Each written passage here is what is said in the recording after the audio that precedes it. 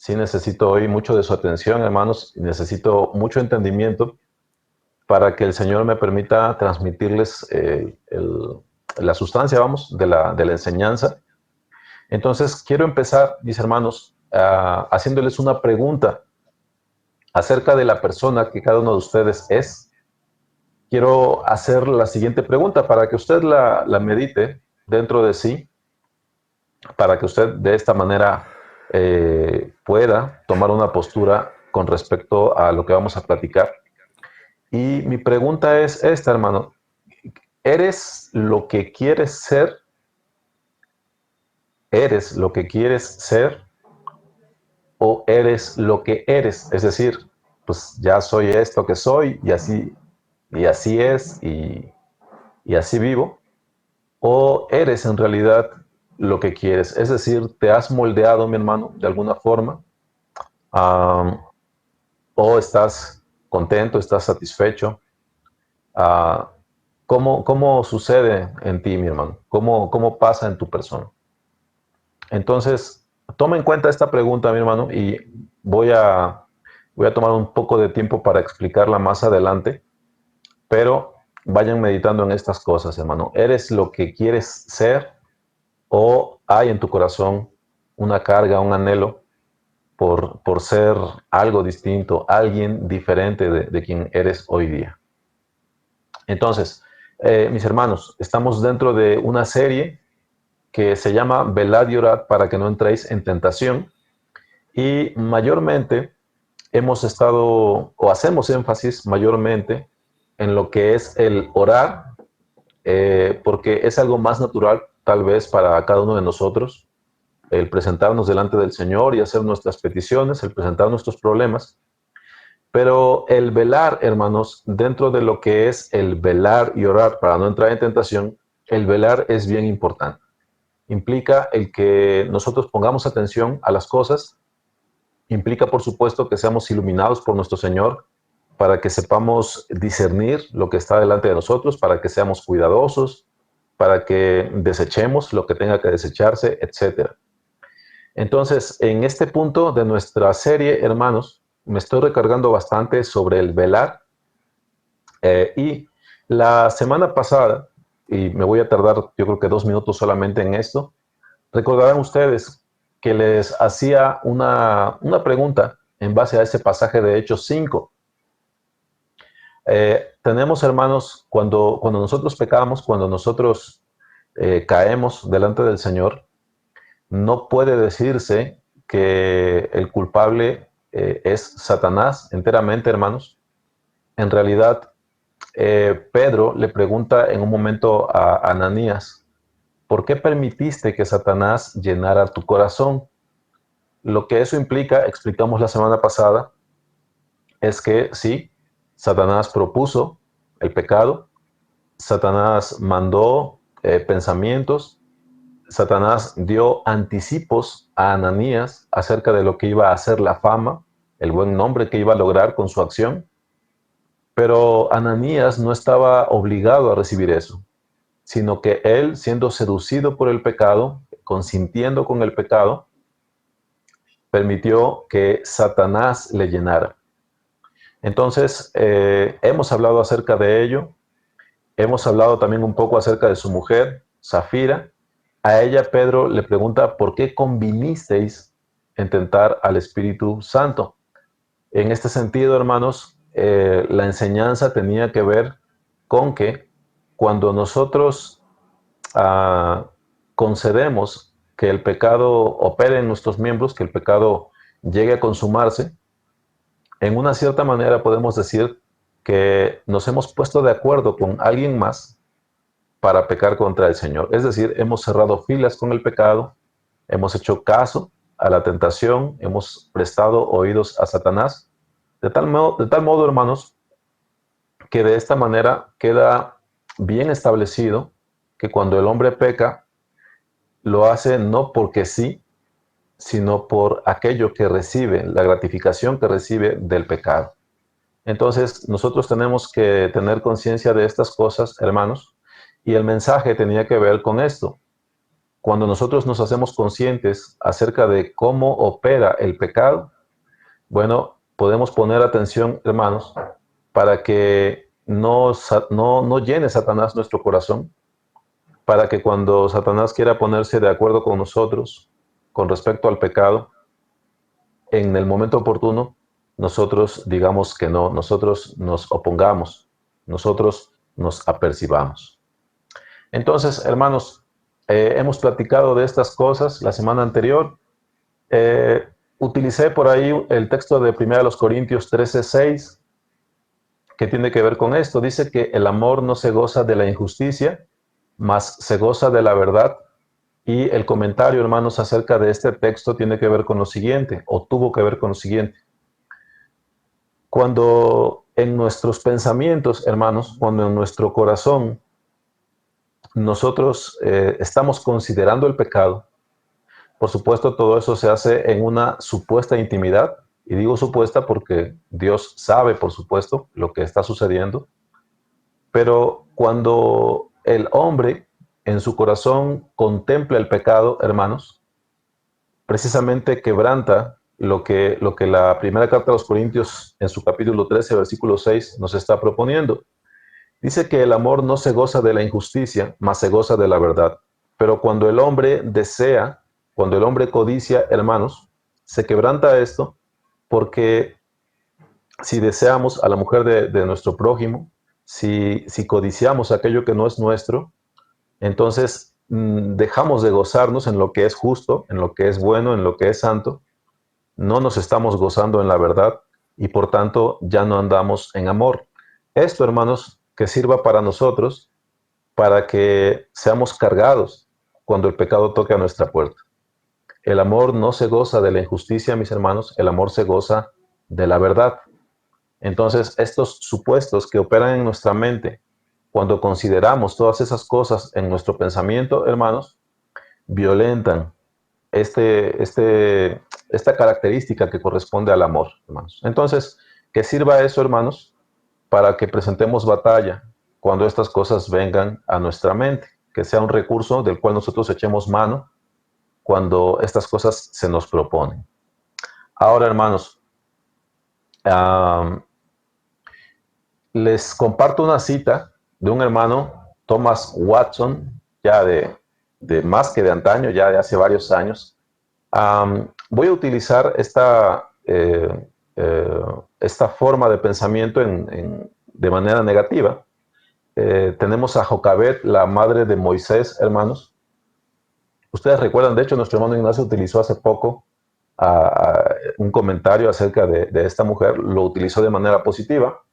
¿Recuerdan ustedes, hermanos, que cuando se da el edicto de Faraón de sacrificar a los niños, de echarlos al río, Jocabet, juntamente con su esposo, deciden el ocultar a Moisés, y en un momento determinado, cuando ya no es posible tenerlo más en oculto, lo ponen en esa barquilla y lo dejan ir en el río. Bueno, dice la palabra que, bueno, lo dejaron allí, pero no lo dejaron sin vigilancia.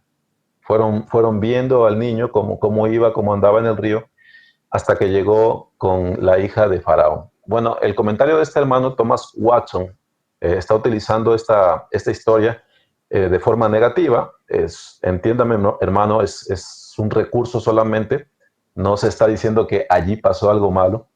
Pero Thomas Watson dice que algunos de nosotros hacemos con el pecado como hizo Jocabet. Si no estoy mal, sí fue Jocabet, ¿verdad? Como hizo pues la madre de Moisés con su hijo. Es decir, se desprende de él, lo deja, lo deposita en el río, pero nunca lo perdemos de vista. Es decir, él lo que quería decir con esto, hermanos, es que algunos de nosotros renunciamos al pecado grosero, al pecado que se muestra así grotesco, pues. Lo dejamos, tal vez lo dejamos de hacer, pero no lo perdemos de vista. Todavía con nuestros ojos, con nuestra alma, con nuestro corazón, lo seguimos. que entienda, mi hermano, en una connotación negativa estoy utilizando el ejemplo. Así como la madre de Moisés se desprendió del niño, pero por su afecto para con él no lo perdió de vista, el hermano Thomas Watson hacía este comentario. Algunos creyentes hacen lo mismo con el pecado, se desprenden de él, pero nunca lo pierden de vista. Siempre están al pendiente de ello, pero no en el sentido positivo, no para cuidarse de él, sino en su anhelarlo en el corazón, sino en el estarlo merodeando.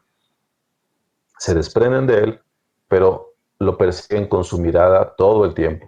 Entonces, tomémoslo en cuenta, hermanos, también para alentarnos que esto no debe ser así, mis hermanos. Y si es así, bueno, ahí tiene usted un buen motivo para que doblemos nuestras rodillas, hermanos, para que vayamos delante del Señor y logremos desprendernos finalmente de estas cosas.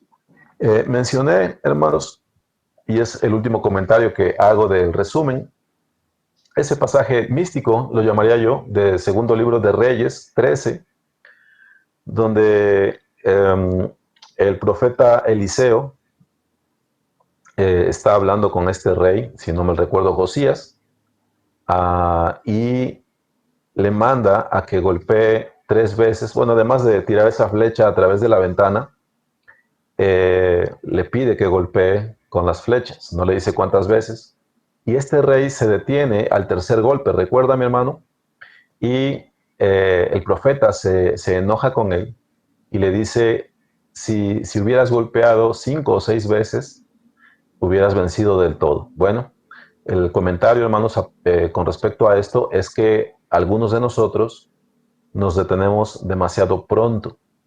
Y tómelo en cuenta, hermano, porque esto no nos sucede, a muchos no nos sucede una vez, nos sucede una y otra vez, que cuando el pecado hace presa de nosotros, entonces oramos, entonces estamos atentos, pero enseguida que nos sentimos mejor o que los días transcurren, solemos dejar la oración, hermanos, y ya no persistimos en ello hasta vencer el pecado, hasta vencerlo del todo, que el Señor nos conceda victoria.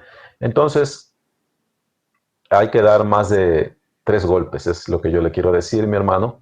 Espero que me pueda yo dar a entender. Bueno, hermanos, eso fue parte de lo que nosotros platicamos la semana pasada. Y ahora quiero refrescarle a usted la pregunta. Mi hermano, ¿eres lo que quieres ser o anhelas, hermano, que haya cambios en tu vida? ¿Anhelas ser una persona diferente? Tú que te conoces en cuanto a tus debilidades, a tus vicios, en cuanto a tu constancia o inconstancia, no lo sé. ¿Eres lo que quieres, mi hermano? ¿O simplemente eres lo que eres? ¿Recuerda usted ese pasaje de la Escritura donde a Aarón el pueblo le pide que le haga dioses porque dicen, no sabemos qué le pasó a este Moisés? Bueno, déjeme decirle, mi hermano, que la personalidad de algunos de nosotros es semejante a ese becerro o a lo que Aarón explicó acerca de ese becerro de oro que salió del fuego. ¿A qué me refiero, hermanos? Cuando Moisés baja finalmente de estar con el Señor, encuentra que Aarón hizo un becerro de oro, ¿no? Y bueno, pues le pide una explicación, Moisés le pide una explicación a Aarón, y por toda explicación, Aarón lo único que hace es, y esto es un añadido mío, hermanos, una conjetura mía, es se encoge de hombros y dice, bueno, tú ya sabes cómo es el pueblo, me dieron sus zarcillos de oro, me pidieron que les hiciera un becerro, yo pues los eché al fuego y esto es lo que salió. Básicamente ahí trataba de excusarse Aarón. Bueno, mi hermano, la personalidad de algunos de nosotros o de muchos de nosotros, de hecho, hermano, es semejante a ese becerro o semejante a la explicación que Aarón quiso dar a Moisés. ¿A qué me refiero, hermanos? Resulta que la personalidad de muchos de nosotros, de muchos creyentes, hermanos, no es algo formado a propósito, aunque Aarón, por supuesto, le dio forma, pero si usted me entiende, la personalidad de muchos de nosotros es como una encogida de hombros, ¿no? ¿A qué me refiero? Bueno, pues, no sé, mi vida fue así, así era mi papá, así era mi mamá, yo era así de chiquito, este fue mi entorno y pues esto es lo que salió. Muchos de nosotros, hermanos, somos así. Muchos de nosotros en realidad no somos lo que queremos ser. Muchos de nosotros somos pues simplemente lo que somos, hermanos. Somos lo que resultó de todas esas cosas. Ahora, el tema que yo traigo delante de ustedes se titula de esta manera. Tenemos que cambiar nuestro sello. Y ahora lo explico, hermanos. Cuando yo hablo del sello de cada uno de nosotros, me refiero a eso que nos distingue y me refiero precisamente a eso que nosotros somos por las circunstancias, por nuestra personalidad, por nuestras vivencias, etc. Ahora, quiero empezar, hermanos, con un texto, la primera carta a los Corintios, capítulo 1, versículos 26 en adelante. Primera carta a los Corintios, capítulo 1, versículos 26 en adelante. Y yo sé que mi hermano Ignacio siempre presta atención, pero yo quisiera proponerle al hermano que considere estas cosas que hoy les voy a compartir, porque hace algunas semanas que platicábamos acerca de propiciar una especie de curso o pláticas con los hermanos, y a mí me parece, hermanos, que aquí hay un buen material que necesita de acompañamiento, porque ahorita que avancemos en la idea, hermanos, ustedes, bueno, tal vez me den la razón o no, acerca de que estas cosas son relevantes dentro de nuestra vida espiritual. Entonces, hay mi hermano que lo considere y lo podríamos desarrollar. Mire lo que dice la primera carta a los Corintios, hermano, su capítulo 1, a partir del versículo 26. Así es como nos encontró el Señor, hermanos.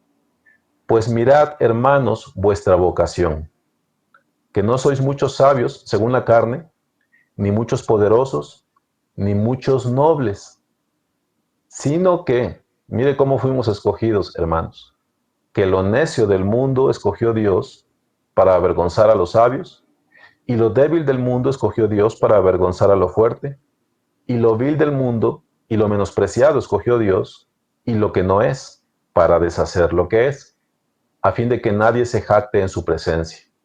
Mas por él estáis vosotros en Cristo Jesús, el cual nos ha sido hecho por Dios sabiduría, justificación, santificación y redención, para que, como está escrito, el que se gloría, gloríese en el Señor.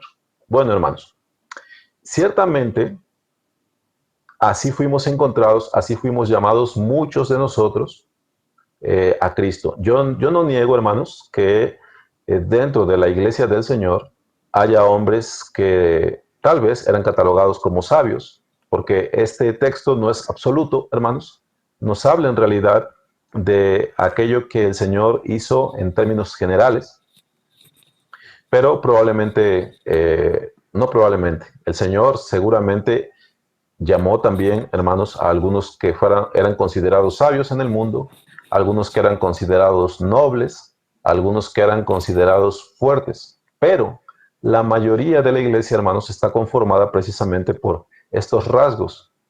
Ahora, hermanos, lo que yo quiero plantearles a ustedes al respecto de ello es que esta semblanza que se da acerca de cómo fuimos encontrados, hermanos, no nos habla acerca de cómo el creyente anda en el camino del Señor. No es eso lo que el pasaje está diciendo. Pero, hermanos, esa esfera de la cual muchos de nosotros provenimos, esa esfera, hermanos, condiciona o determina o permite perfilar muy bien, hermanos, muy cercanamente, cómo es que muchos de nosotros fuimos alcanzados por el Señor. Es decir, estas afirmaciones, hermanos, que se hacen no son gratuitas en el sentido de que no tengan significado. Estas afirmaciones tienen implicaciones, hermanos, que pueden pueden significar nuestro sello, aunque no en Cristo. No debiera ser en Cristo. Así, hermanos, pero muchos de nosotros estamos marcados porque fuimos encontrados de esa manera antes de venir al Señor. De allí nos sacó el Señor. Entonces, dice allí que el Señor tomó de lo necio, tomó de lo débil, tomó de lo vil, tomó de lo menospreciado y tomó de lo que no es.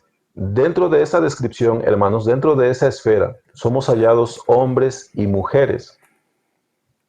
Y dentro de esos hombres y mujeres hay hábitos, hay rasgos o hay características que muchas veces nos acompañan, hermanos, cuando transitamos de nuestra incredulidad a la fe.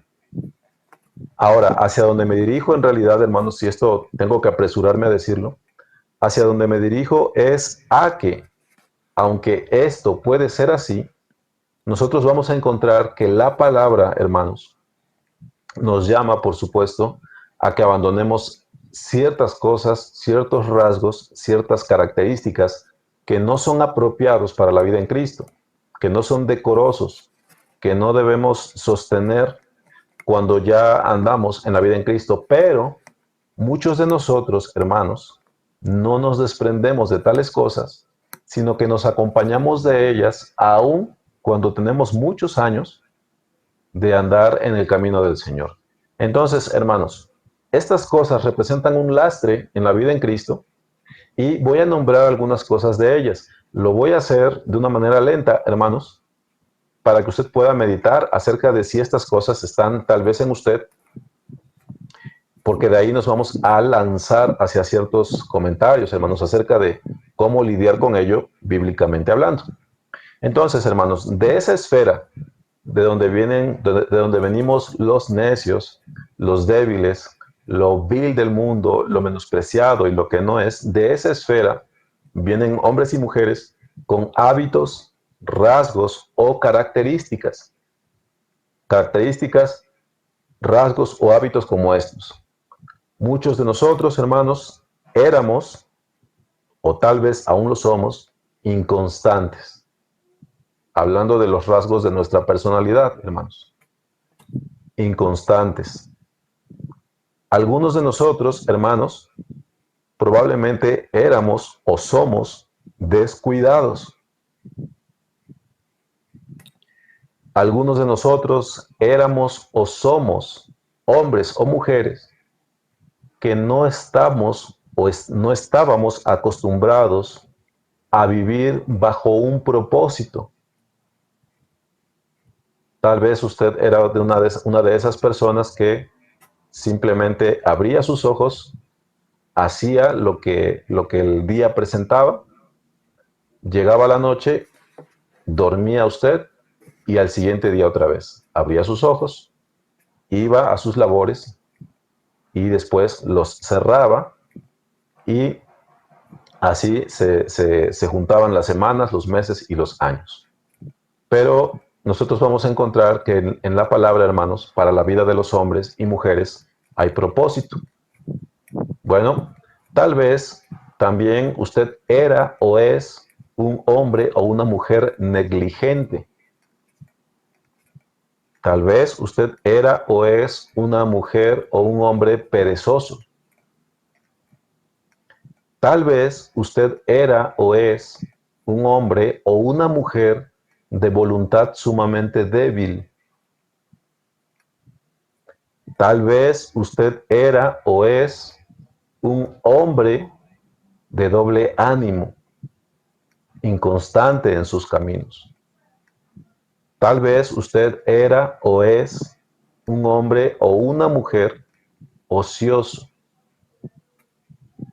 Tal vez usted era o es un hombre o una mujer simple.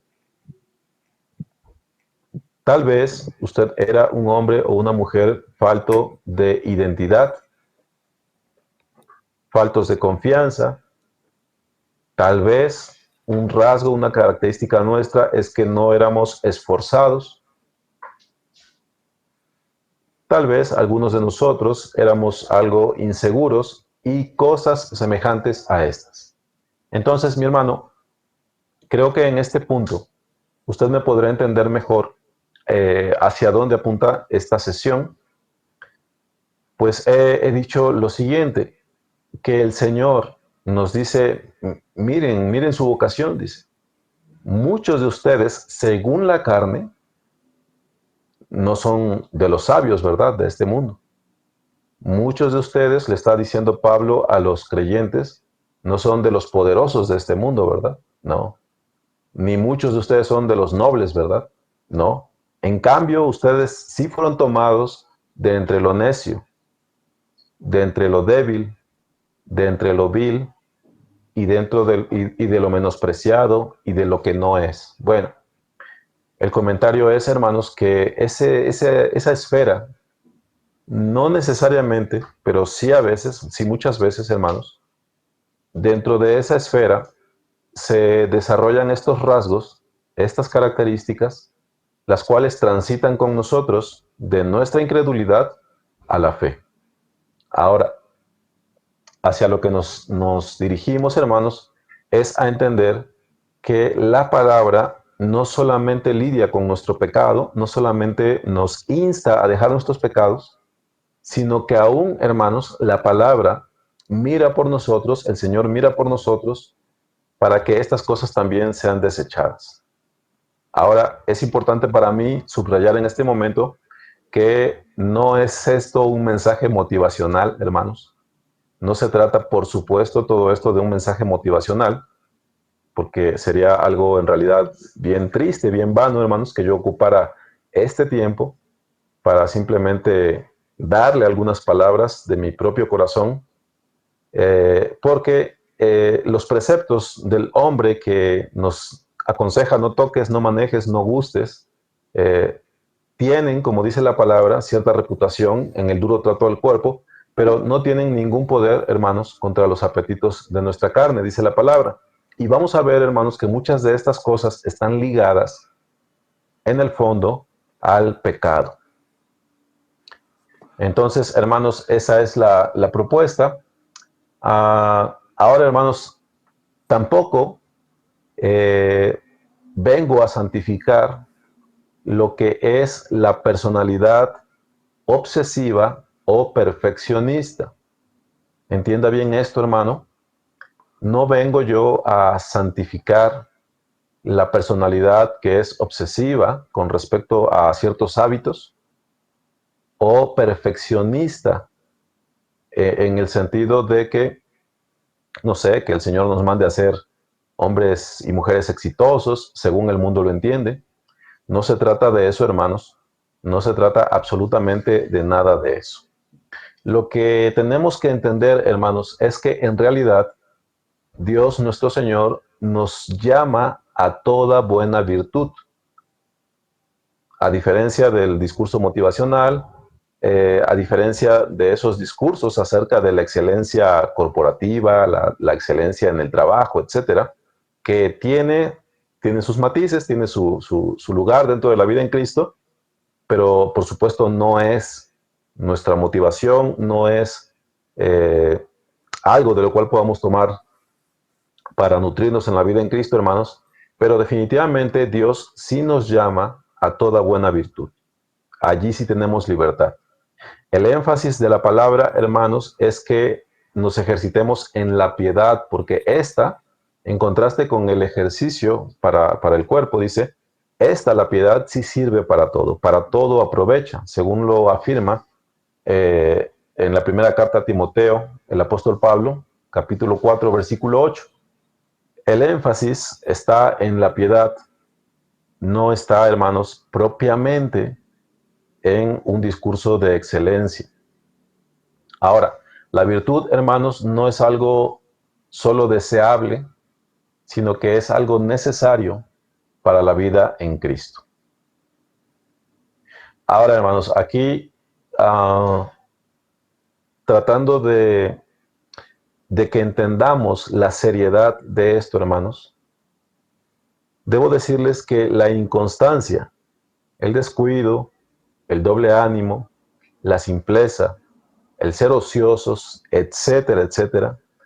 Todo ello, hermanos, si se da en la vida de un cristiano, tiene por consecuencia la pérdida, mi hermano.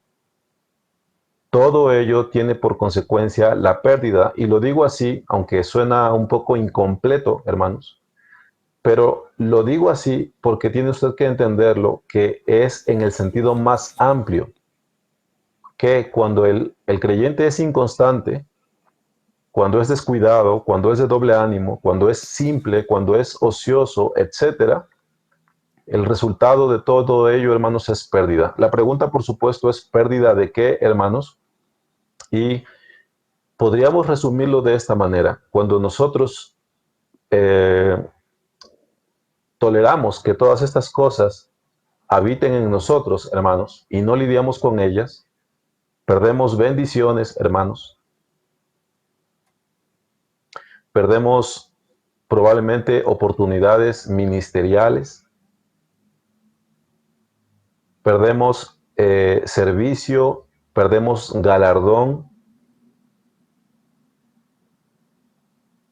y cosas que tienen que ver, hermanos, y fíjese bien cómo se lo digo, tienen que ver con la eternidad. ¿Sí?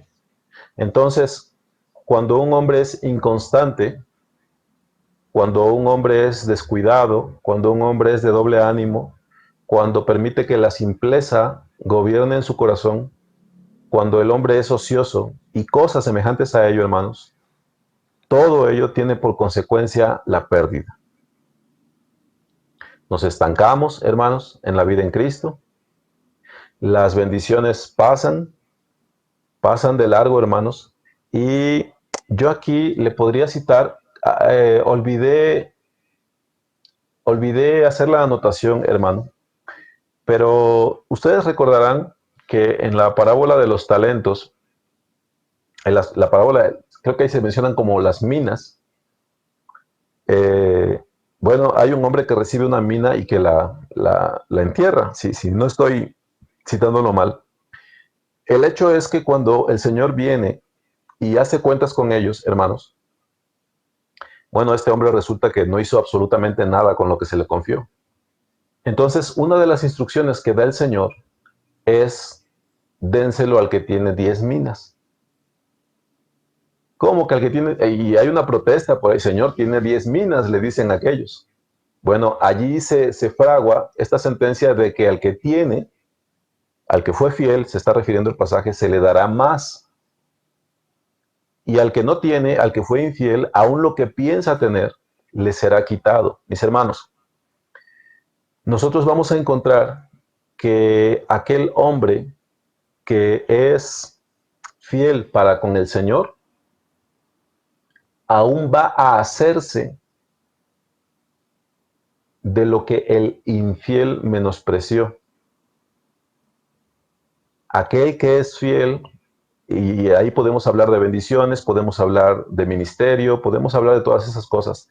El que es fiel, hermanos, aún podrá hacerse de aquello que el otro menospreció.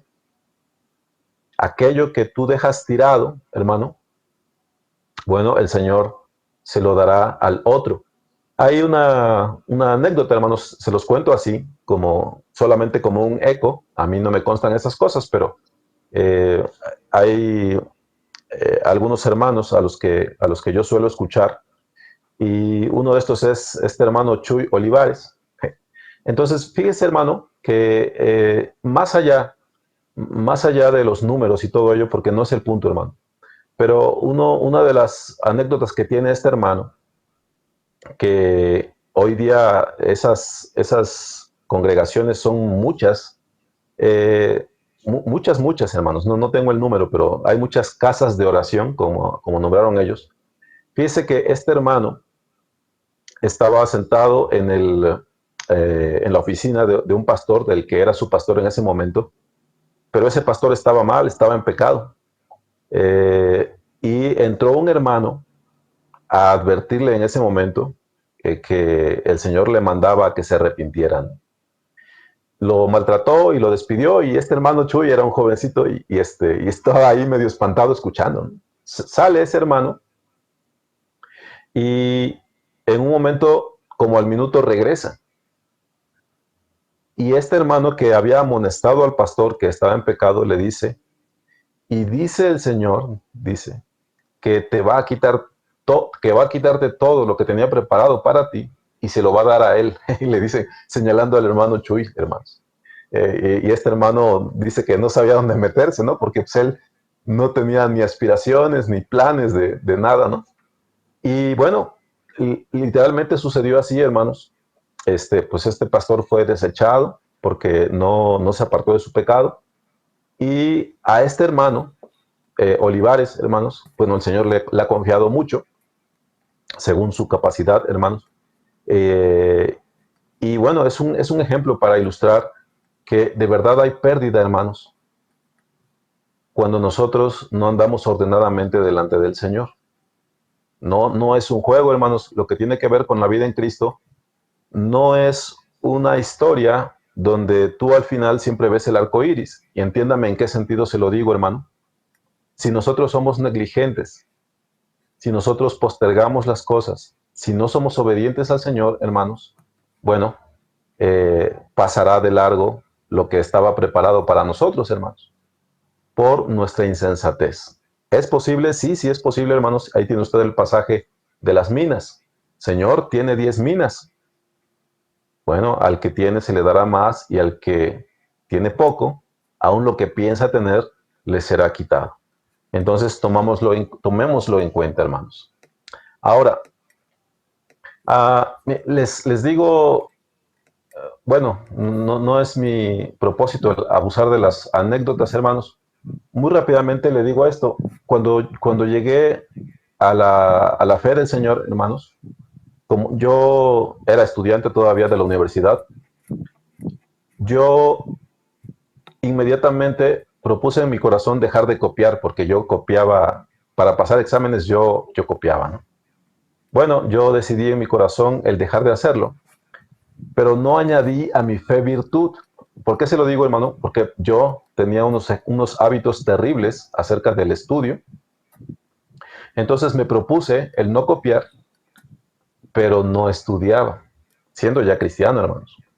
Entonces, usted podrá imaginarse cuál era el resultado. Por no añadir virtud, usted dice, su hermano, es que es una insensatez, ¿no? O sea, es obvio que tenía que ir acompañado de una resolución de ponerse a estudiar. Bueno, el hecho es que yo era así, yo era flojo, hermanos, yo era descuidado, yo era bien negligente y solamente dejé lo que para mí era evidente, que era pecado, el copiar.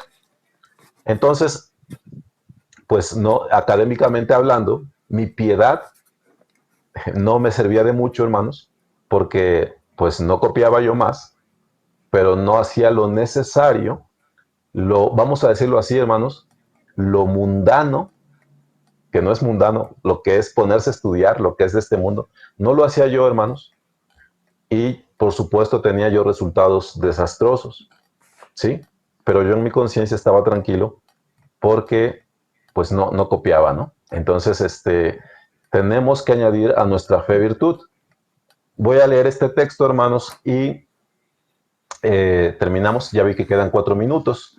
Terminamos con esta parte. Dice, es la segunda carta de Pedro, capítulo 1, versículos 3 en adelante. Mire, hermano, como dice, como todas las cosas que pertenecen a la vida y a la piedad nos han sido dadas por su divino poder, mediante el conocimiento de aquel que nos llamó por su gloria y excelencia, por medio de las cuales nos ha dado preciosas y grandísimas promesas, para que por ellas llegaseis a ser participantes de la naturaleza divina, habiendo oído de la corrupción que hay en el mundo a causa de la concupiscencia, vosotros también, poniendo toda diligencia por esto mismo, añadid a vuestra fe virtud, a la virtud conocimiento, al conocimiento dominio propio, al dominio propio paciencia, a la paciencia piedad, a la piedad afecto fraternal y al afecto fraternal amor. Porque si estas cosas están en vosotros y abundan, no os dejarán estar ociosos ni sin fruto en cuanto al conocimiento de nuestro Señor Jesucristo. Pero el que no tiene estas cosas tiene la vista muy corta, es ciego, habiendo olvidado la purificación de sus antiguos pecados. Por lo cual, hermanos, tanto más procurad hacer firme vuestra vocación y elección, porque haciendo estas cosas no caeréis jamás, porque de esta manera os será otorgada amplia y generosa entrada en el reino eterno de nuestro Señor y Salvador Jesucristo. Lo que me interesa el día de hoy es darles una semblanza de esto. A mí se me hace un tema importante, hermanos, un tema que nos puede ayudar mucho como congregación. Uh, entonces, voy a tomar ciertas secciones y voy a darles las ideas principales. Y yo quisiera que ustedes lo consideraran, hermanos, porque les comentaba al principio, me parece a mí que estos temas necesitan de acompañamiento.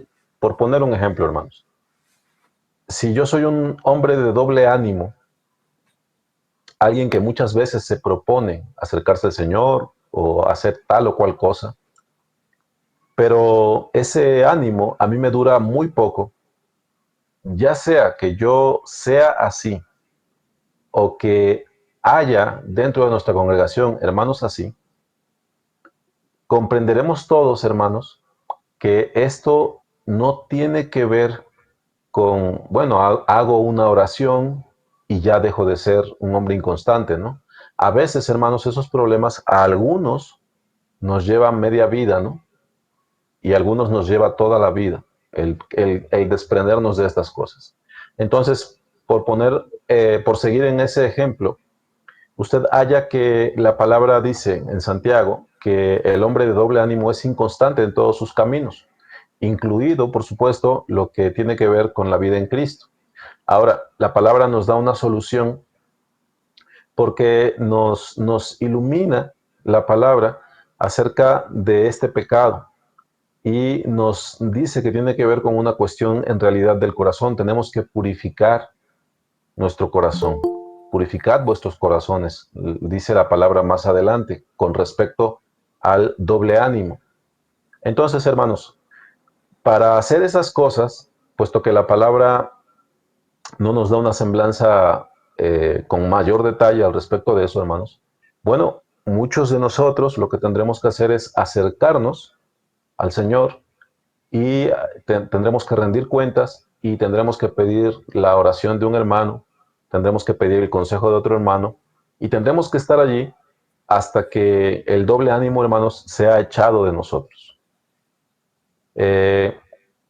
Si yo soy una persona, hermanos, que acusa uno de esos problemas que tienen que ver, dirían algunos, con la personalidad, que tienen que ver con aquello que corresponde a esa esfera de donde provenimos, y resulta que hemos convivido con eso durante más tiempo del debido, hermanos, bueno, muchos necesitamos acompañamiento, hermanos. Y lo digo en el sentido amplio de nuestra congregación. Es decir, tal vez algunos no seamos una cosa, pero somos la otra.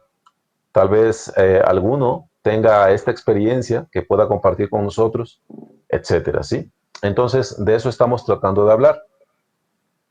Cuando tú reparas, hermano, en ese texto de la segunda carta de Pedro, bueno, empezamos con problemas, diríamos así, porque dice, poniendo, el versículo 5, poniendo toda diligencia por esto mismo, bueno, ya allí algunos tenemos problemas por cuanto la diligencia en los caminos del Señor no nos distingue. Ahora, eso tiene una explicación, hermanos, tiene que ver en realidad con la fe. No me voy a detener ahorita allí, porque hay algunos de nosotros que somos capaces de ser diligentes en lo que tiene que ver con nuestros estudios, con nuestro trabajo, con nuestros hobbies, por ejemplo, con nuestras distracciones, con nuestros gustos, pero no somos asimismo diligentes dentro del camino del Señor.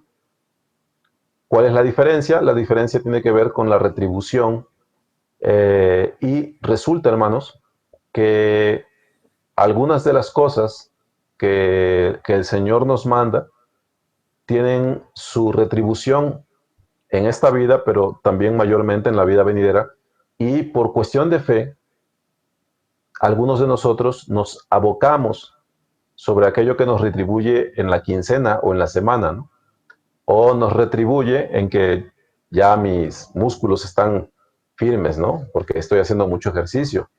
O me retribuye en el sentido de que tengo un buen aprovechamiento académico, tengo mis calificaciones y me las dan delante de todos mis compañeros, puedo decirle a mis padres que salí bien, etcétera. Hay retribución que es a corto plazo, hermanos. Mientras que algunas de las cosas, la virtud, el conocimiento, el dominio propio, la paciencia, la piedad, el afecto fraternal, todo ello, hermanos, solo tiene sentido para el hombre espiritual, para el hombre y mujeres espirituales. No tiene mucho aprecio, no tiene mucho sentido para el hombre que es dominado por su carne, pero sí lo tiene para el hombre que es espiritual. Y con todo, hermanos, aún siendo de esa manera espirituales, algunos de nosotros tenemos que luchar con el hecho de que no estamos acostumbrados a la diligencia. No estamos acostumbrados a tomar una labor, una encomienda y perseguirlo con esfuerzo, hasta conseguirlo. Muchos de nosotros no estamos ejercitados en estas cosas. Ahora, virtud, hermanos, según el diccionario bíblico Bain, es todo aquello que procura una estimación para una persona o cosa. Es algo eminente, o algo que radica, dice aquí, una eminencia intrínseca, es decir, algo que pertenece a la persona y que le da esa eminencia. Es una bondad moral. Mire, como dice, es bien interesante aquí, dice, son las excelencias. Estamos hablando de qué es la virtud. Son las excelencias o es la impresión hecha sobre otros. Por ejemplo, yo puedo decir, mira, ese hermano,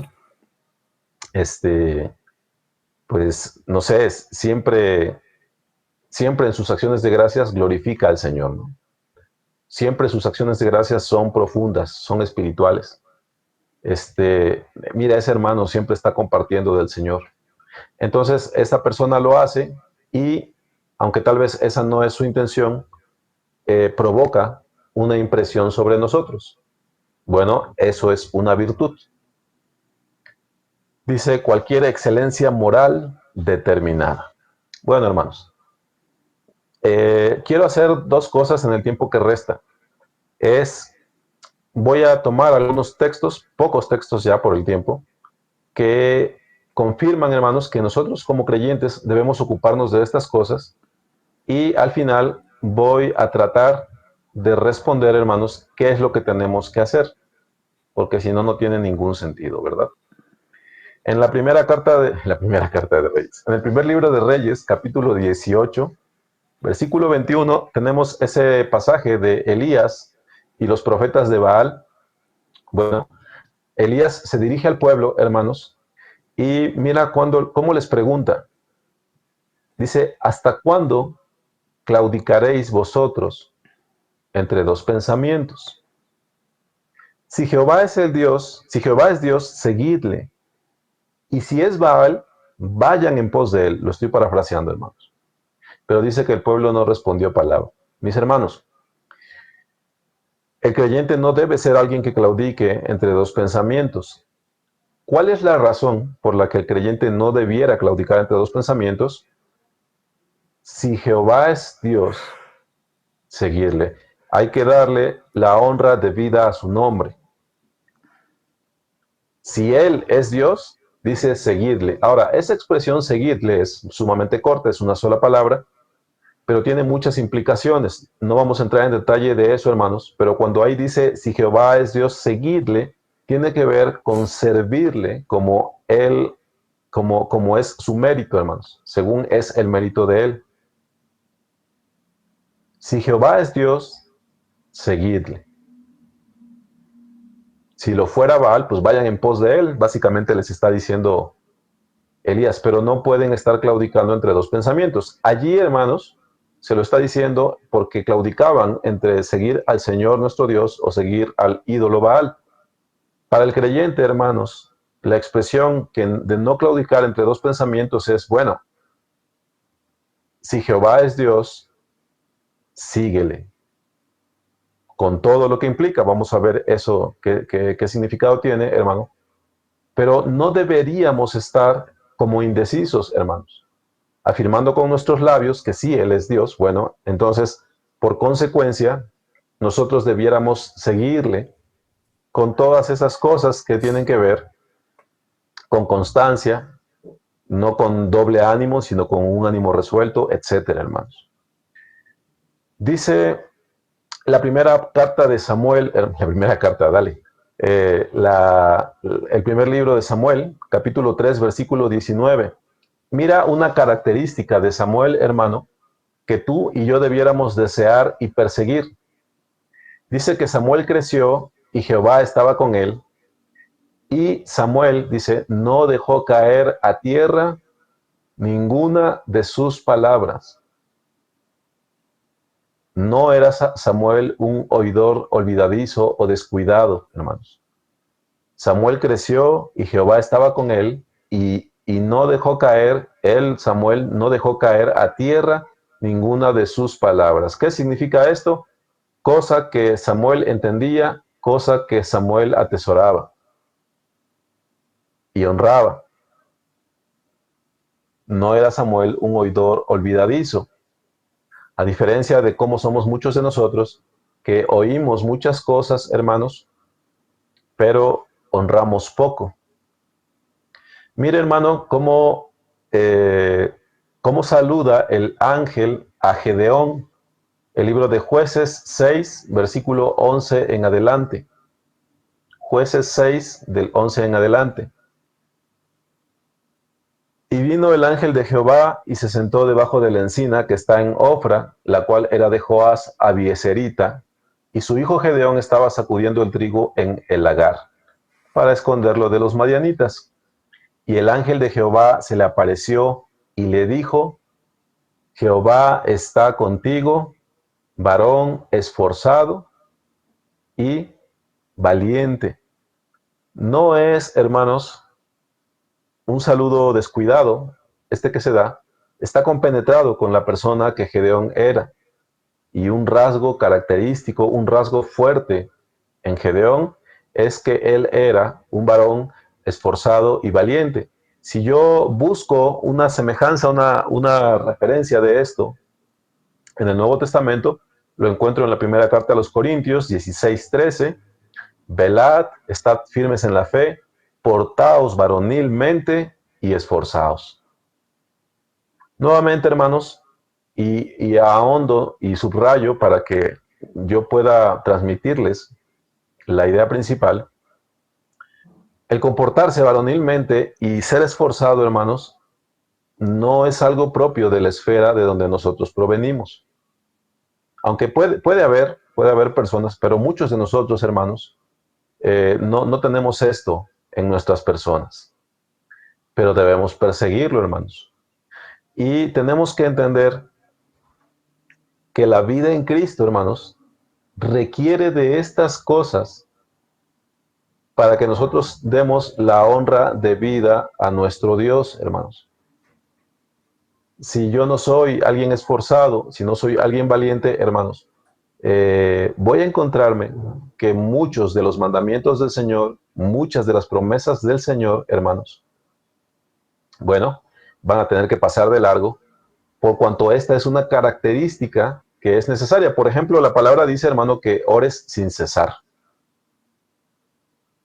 Y está esa historia, esa parábola de esa mujer, donde precisamente se nos da la enseñanza acerca de orar y no desmayar, orar siempre y no desmayar.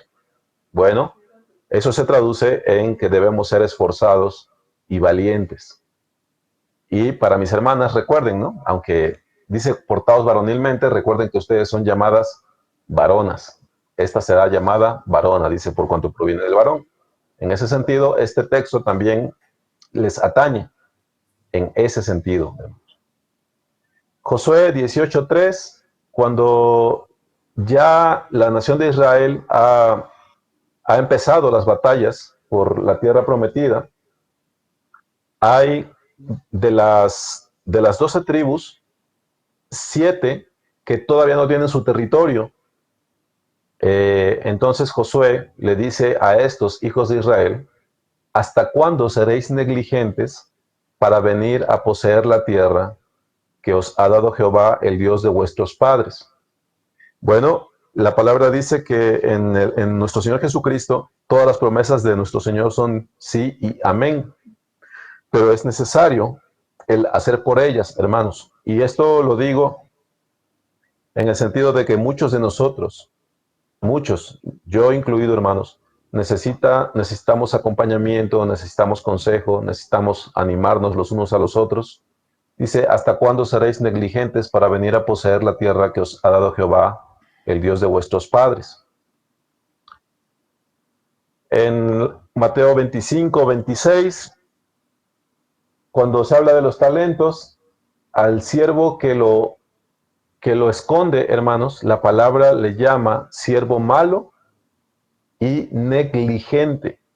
La negligencia, hermanos, es también uno de esos rasgos que puede estarnos acompañando en nuestro tránsito de la incredulidad a la fe, y es necesario que nosotros lidiemos con él. Siervo malo y negligente, le dice el Señor, por cuanto no recibió lo suyo con los intereses. Ya les he mencionado, el hombre de doble ánimo es inconstante en todos sus caminos. Santiago 1:8. Hoy quiero, mañana no. Pasado mañana otra vez estoy animado.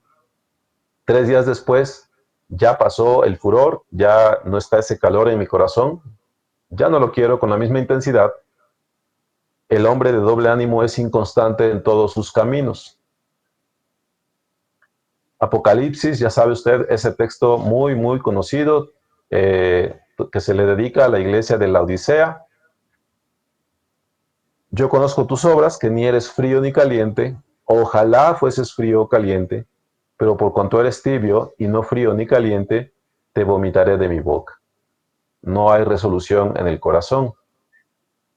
Bueno, hermanos, ocupo 5 minutos para simplemente apuntar hacia lo que se debe hacer.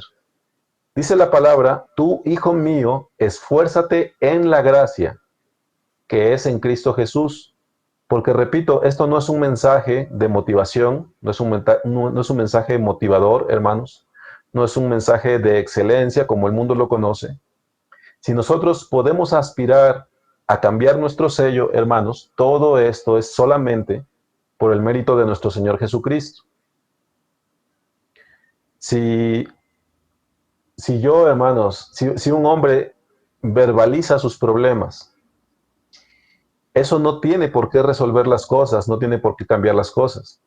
Me refiero a que si nosotros podemos doblar nuestra rodilla y esperar a que el Señor nuestro Dios nos responda, ello se debe, hermanos, a que estamos en Cristo Jesús, a que estamos en la gracia.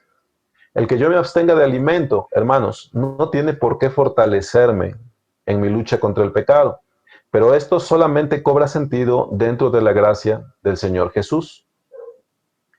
Si yo tomo los mejores dichos del mundo: no toques, no manejes, no gustes, bueno, eso tiene cierta virtud, tiene cierta reputación, tiene cierta sabiduría en cuanto a los hombres, en cuanto a la carne, pero no tiene ningún poder contra los apetitos de mi carne. Así que, hermanos, si nosotros podemos aspirar a que estas cosas sean derribadas, hermanos, solamente es en la gracia. Tú, pues, hijo mío, esfuérzate en la gracia que es en Cristo Jesús. Ahora, hermanos, voy ya a concluir. Tengo aquí algunos textos, hermanos. Por ejemplo, en Mateo 7 se hace una polarización entre el hombre prudente y el insensato. Es decir, estamos llamados a la prudencia. El hombre prudente no construye su casa sobre la arena, sino que la construye sobre la roca. ¿Sí? Tenemos, por ejemplo, que los justos son aquellos que, perseverando en bien hacer, buscan gloria y honra e inmortalidad. Ahí hay virtudes, por supuesto. Fortaleced las manos cansadas, afirmad las rodillas endebles, decid a los de corazón apocado, esforzaos, no temáis, he aquí que vuestro Dios viene con retribución, con pago, Dios mismo vendrá y os salvará. Y textos semejantes a estos, hermanos, pero los voy a saltar, ya son 8:23, y le voy a llevar, hermano, a estos últimos textos. Mire, cuando el Señor está hablando a las iglesias ahí en Apocalipsis, me parece que está hablando precisamente a la Odisea. Se los corrijo en otro, lo cercioro esto en otro momento, hermanos. Pero dice, por tanto, yo te aconsejo que de mí compres oro refinado en fuego, para que seas rico, y vestiduras blancas para vestirte, y que no se descubra la vergüenza de tu desnudez. Dice, y unge tus ojos con colirio para que veas. Esto tiene connotaciones espirituales, hermanos. No nos está diciendo que vayamos a comprar oro, literalmente, ni nos está diciendo que vayamos a la farmacia para comprar colirio, sino que son cosas que se adquieren de la mano del Señor, hermanos. Son cosas que se adquieren de la mano del Señor y, por supuesto, el que nosotros nos acerquemos a Él de determinada forma nos provee, nos permite proveernos de estas cosas. Ahora, si la gran pregunta que nos asalta, hermanos, es, ¿qué va a pasar con mi corazón que hoy entiende, pero mañana se debilita? Mira, hermano, te digo estos dos últimos textos. Salmo 51:10. Aquí está hablando David acerca de su pecado, pero va a ver usted cómo lo podemos tomar también para nuestra situación. Salmo 51:10. Crea en mí, oh Dios, un corazón limpio y renueva un espíritu recto dentro de mí. Mi hermano, tengo que decirte que el doble ánimo, por poner un ejemplo, es una impureza de tu corazón. Y es una impureza de mi corazón también, hermano. Donde está presente, pues, es una impureza. Pero David dice, crea en mí, oh Dios, un corazón limpio. Es decir, es lícito pedir a Dios, hermanos, que Él opere. Si ese es nuestro problema, un cambio en nuestro corazón, hermanos. Pero esa no es una oración que deba hacerse hoy y ya está todo listo, hermanos. Aunque si a Dios le place, podría responderlo así. Pero ahora te llevo al primer libro de Crónicas 29, capítulo 29, versículos 17 al 19. Primer libro de Crónicas 29, del 17 al 19. Ponga mucha atención, mi hermano. Dice, yo sé, Dios mío, que tú escudriñas los corazones y que la rectitud te agrada. Todas esas virtudes, hermanos, tienen que ver con la rectitud. Por eso yo, con rectitud de mi corazón, voluntariamente te he ofrecido todo esto. Está hablando, hermanos, de las cosas que se han juntado para el templo. Dice, y ahora he visto con alegría que tu pueblo, reunido aquí ahora, ha dado para ti espontáneamente. Jehová, Dios de Abraham, de Isaac y de Israel, nuestros padres. Mire cómo dice, hermano, conserva perpetuamente esta voluntad del corazón de tu pueblo. Conserva perpetuamente esta voluntad del corazón de tu pueblo y encamina su corazón a ti. Asimismo, da a mi hijo Salomón corazón perfecto para que guarde tus mandamientos, tus testimonios y tus estatutos, y para que haga todas las cosas y te edifique la casa para la cual yo he hecho preparativos. Lo que quiero mostrarte con estos textos, hermanos, es que es lícito el pedir al Señor esto, que si mi corazón es así, hermanos, bueno, no te estoy invitando a que aprietes los dientes y cierres tus puños y digas, ya no voy a hacer así, ya no voy a hacer así, ya no voy a hacer así. Eso no sirve de nada, hermano. Sí, por supuesto, tenemos que poner nuestra atención, nuestra voluntad en ello, hermano, pero tenemos que esforzarnos en la gracia. Dice, Jehová, Dios de Abraham, de Isaac y de Israel, nuestros padres, conserva perpetuamente esta voluntad del corazón de tu pueblo. si esta oración es lícita en lo que respecta a esa generosidad del pueblo, hermanos, también esta oración es lícita con respecto a estas cosas buenas. ¿Cuáles cosas buenas, hermanos? Las virtudes necesarias para la vida en Cristo. Conserva perpetuamente esta voluntad del corazón de tu pueblo y encamina su corazón a ti. Asimismo, da a mi hijo Israel, Ignacio, Diego, Jimena, todos los que están aquí, pongan ahí su nombre. Asimismo, da a mi hijo corazón perfecto. ¿Para qué? Para que guarde tus mandamientos, tus testimonios y tus estatutos, y para que haga todas las cosas y te edifique la casa para la cual yo he hecho preparativos. Entonces, hermanos, esto yo lo que propongo, hermanos, es que lo consideremos para ir lidiando, hermanos, con todas esas desvirtudes, para ir proponiéndonos alcanzar todas esas virtudes, para que contemos los que ya hayan alcanzado ciertas cosas que Dios les ha permitido, que puedan decirnos cómo fue, en qué consiste, etcétera. Pero es una propuesta, hermanos. Si Dios permite, la siguiente semana ahondaré en cosas que me tuve que saltar, hermanos. Pero les recuerdo, hoy he tratado de hablar acerca de la necesidad de cambiar nuestro sello. Si usted, mi hermano, está marcado por estas cosas, tiene que saber que esforzándonos en la gracia de nuestro Señor, nosotros legítimamente podemos aspirar a dejar atrás todas esas cosas que tanto nos han privado de las bendiciones de nuestro Señor.